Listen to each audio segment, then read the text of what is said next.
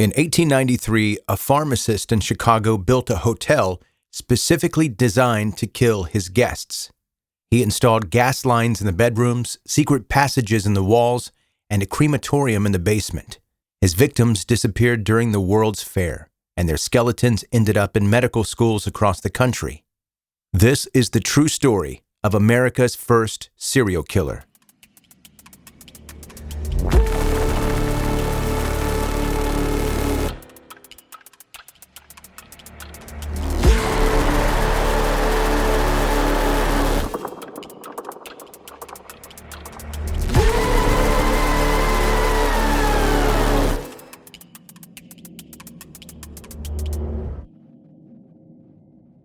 So here's something most people don't know about H.H. Holmes. His real name was Herman Webster Mudgett, and before he became famous for killing people, he was actually really good at stealing furniture. I know that sounds random, but stay with me because it matters. In 1892, Herman ordered massive amounts of furniture from companies like Toby Furniture Company. He told them he was buying on behalf of a legitimate business and promised to pay cash on delivery. When the furniture arrived, he accepted it, and then he never paid. When the sheriff showed up with a warrant to recover the stolen goods, the hotel rooms were completely empty. The police were stumped until they bribed a worker who showed them where everything was hidden. Bedroom sets concealed behind fake walls covered with fresh wallpaper. Dishes and crockery stuffed into spaces above the kitchen ceiling. This is important because it tells us something about the building that would become known as the Murder Castle. Those hidden rooms and secret passages everyone talks about, they were originally built for fraud, not murder. Herman was a con artist, and the architecture of his building reflected that. He designed it to hide stolen merchandise, avoid paying contractors, and run insurance scams. The killing came later. Herman Webster Mudgett was born in New Hampshire in 1861. His childhood fits a pattern we see over and over in serial killer cases. He was physically abused at home, had trouble making friends, and showed signs of early cruelty toward animals. Before he even turned 11, he was performing what he called experimental operations on neighborhood pets. There's one story from his childhood that people always bring up. Some older kids chased him into a doctor's office and forced him to touch a human skeleton. Whether this actually happened the way he described it or not, something clearly connected in his brain between fear, power, and the human body. That connection would define everything he did later. He went to the University of Michigan Medical School from 1882 to 1884. He didn't finish, but he learned enough about anatomy to be dangerous. While he was there, he started stealing cadavers from the labs and reselling them to other medical schools. He also figured out how to run insurance fraud schemes using unidentified bodies. This is where his criminal career actually began, not with murder, but turning dead bodies into money. By the time he moved to Chicago, Herman had changed his name to Dr. Henry Howard Holmes. The title gave him authority he hadn't earned, and the new identity helped him escape the trail of fraud charges he'd left behind in other states. He was married to at least 3 different women at the same time, possibly 4, each marriage a part of a con, a way to gain access to money or property or social connections. In 1893, Chicago hosted the World's Columbian Exposition, also called the White City. This was a massive event. Over 27 million people visited Chicago that year to see modern inventions like the Ferris wheel, the zipper, and electric lights. The fair transformed the city into a temporary boom town, with thousands of people arriving every day looking for work and housing. Holmes saw an opportunity. He bought a pharmacy in the Englewood neighborhood from a woman named Mrs. E.S. Holton. Soon after that sale, Mrs. Holton disappeared. Holmes told people she'd moved to California. She probably never even left the building, to be honest. Across the street from the pharmacy, Holmes constructed a 3-story mixed-use building. The ground floor had retail shops, and the upper floors were designed as a hotel. He told people he was building it to accommodate the World's Fair visitors, which made perfect sense given the housing shortage in the city. But here's where things get complicated. We know a lot about how this building was constructed because Holmes refused to pay anyone who worked on it. Construction companies sued him, and those lawsuits created a paper trail. An architect named Edward Golliner even produced detailed diagrams of the building's layout during one of these legal battles. According to these documents, the building started as a legitimate, if fraudulent, business venture. The transformation into a murder facility happened gradually.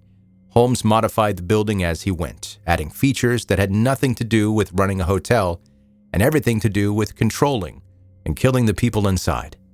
The building had soundproof rooms. Gas lines were installed in some of the guest rooms, controlled by valves in Holmes' private quarters. There were hidden passages that allowed him to move through the building unseen, and peepholes where he could watch his guests. The building had chutes that dropped from the upper floors down to the basement. The basement is where the real horror happened. Police found a dissection table down there, along with massive vats that Holmes used to dissolve bodies in acid. There was an 8-foot-tall iron stove that looked like an oil furnace, but was actually used as a crematorium. Holmes would strip flesh from bones using the acid, burn what remained in the furnace, and then clean and articulate the skeletons. He sold those to medical schools. Think about that for a second. He wasn't killing people in a frenzy. He was processing them. He had a system, trapped them in the soundproof rooms, killed them with the gas, dropped them down the chute into the basement, dissolve the tissue, burn the evidence, and sell whatever was left. This was industrialized murder. Now, I have to mention this because it's important for accuracy. A lot of what people believe about the murder castle is exaggerated. The torture equipment, the elaborate medieval dungeon aesthetic, most of that came from the newspapers in the 1940s, not from the original police investigation in the 1890s. The real building was horrifying enough without all the added mythology. The gas chambers were real, the acid vats were real, the crematorium was real, but Holmes wasn't stretching people on racks or building iron maidens. He was running an efficient, profitable murder operation, and that's somehow more disturbing than the gothic fantasy version. Figuring out exactly how many people Holmes killed is basically impossible. He confessed to 27 murders at first, then later changed his story and claimed more than 130. Newspapers at the time speculated he killed 200 people.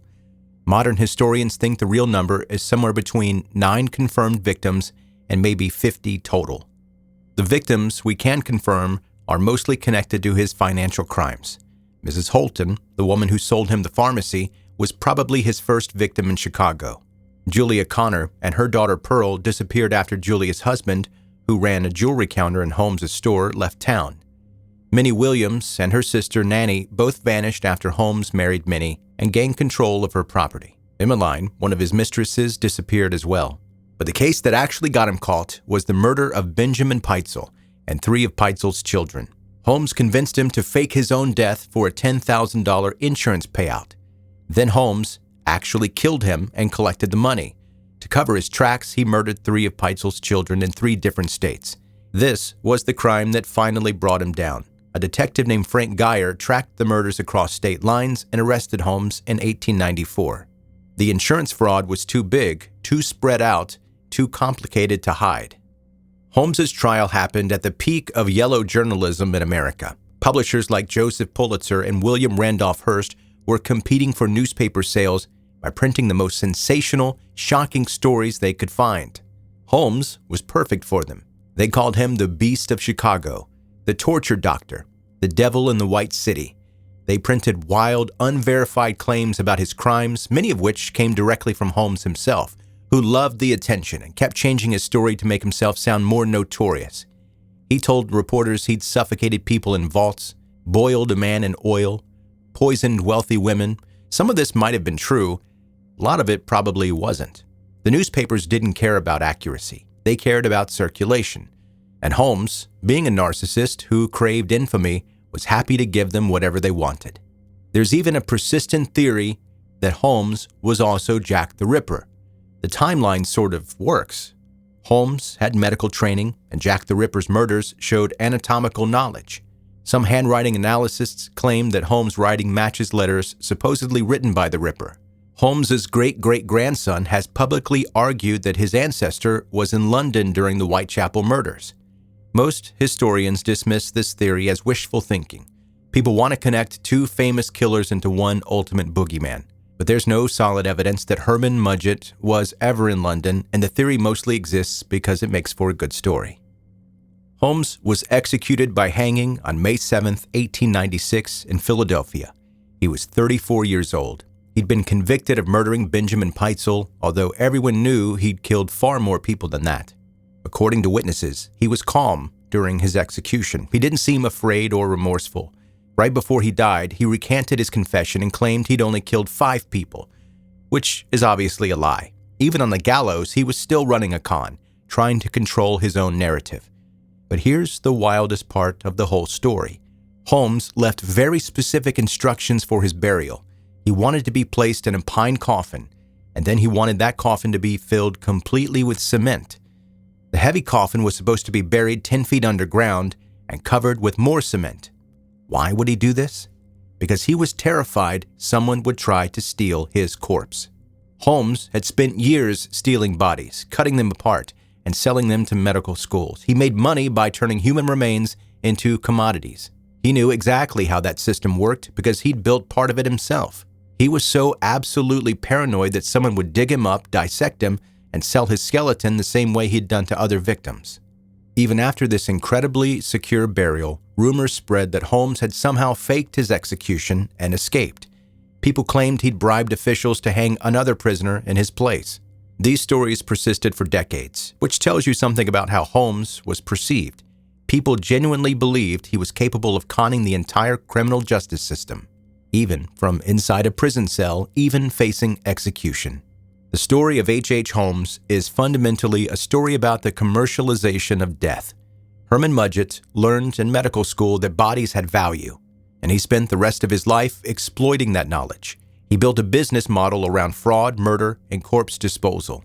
The murder castle was a factory, and human beings were the product. Was he America's first serial killer? Probably not. There were certainly other killers operating before him, but he might have been the first to industrialize it, to create systems and infrastructure specifically designed for repeated, profitable murder. The legend of H.H. Holmes is bigger than the reality, but the reality is bad enough. 9 confirmed victims, maybe 50 total, processed through a building in Chicago that started as a real estate scam and evolved into something much worse. The man who built it died cemented into the ground, finally anonymous and immobile.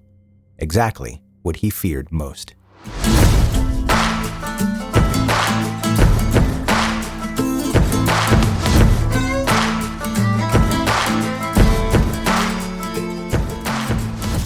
Thanks for listening to 10-Minute Murder, bingeable true crime stories. My name is Joe, and I'm happy to be your host. If you enjoyed this episode, make sure you share it with your friends, your family, your acquaintances, someone you talk to on the street randomly. Doesn't matter as long as you let them know about the podcast. Sign up for the newsletter, 10minutemurder.com. You'll find it there. Also on the website, you'll see a place where you can read the blog and also contact me directly. Like this message. Subject, country music. Hey Joe, love the podcast and I've been listening since the beginning. I never miss an episode. But I do have one question. Most of the time, the music you play is some sort of heavy beat or atmospherical. I don't know what to call it, but you know what I mean. You never really play any country music. Is there a reason for that? Not complaining, for the record, just curious. Sam in Austin. And I tell you what, Sam, first of all, thank you for the message. I don't really dig country music that much. I mean, I like some of it. Some of it's okay. But there are parts of it that just kind of grate on my nerves. It starts to sound the same to me when you listen to country, like from the 90s and the 2000s. That country music, love it. Can't get enough of it. And there's some modern country music that I do like, but I just don't really enjoy it that much as a whole. But just for you, you've probably been able to tell, but I'm playing this music right now just for you, Sam. This music is only for you. No one else gets to enjoy it. Unless you like country music, then I guess you can enjoy it. But Sam, I appreciate the email, and thank you for listening to 10 Minute Murder. I'll see you next time.